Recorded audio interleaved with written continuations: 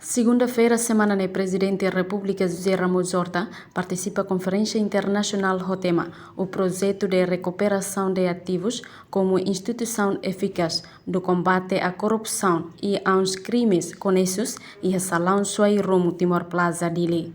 Presidente da República José Ramos Horta, a sociedade civil, la bele deixam corrupção menos, la liga mehi e a fenômenos Timor-Leste, la enfrenta corrupção ou bele elimina hanesan raicelo. Prevenção ou mecanismo nebe bele halo. Ato prevene, mas prevenção importante leu. Mas be, justiça la bele injustiça, justiça la bele saifale público, justiça husi média, justiça husi instituição governo no estado. Dado Sirane, se halo redução, li uso segurança social nebeque, nessa malo Sirane nebeque, o salário $500 sei lá ia direito para hatu etan subsídio.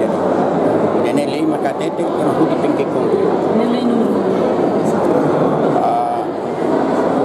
E o regulamento de decreto-lei número 81 é explicação claro kata que emanebe que regulamento $500 anessa o senhor diretor explica que hona kata que dene sei lá etan direito.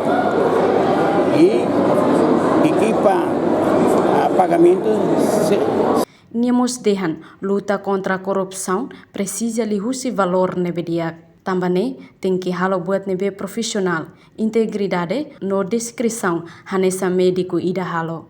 Nune, formação tem que continuar. Polícia halo investigação, formação ética, metodologia, técnico investigação, no meios técnico no moderno. Conferência internacional participa o órgão soberano tolo, mas Presidente da República, Parlamento Nacional, no Tribunal Recurso. A reportagem Sabina Sansa, Marquita da Silva, Televisão Timor-Post.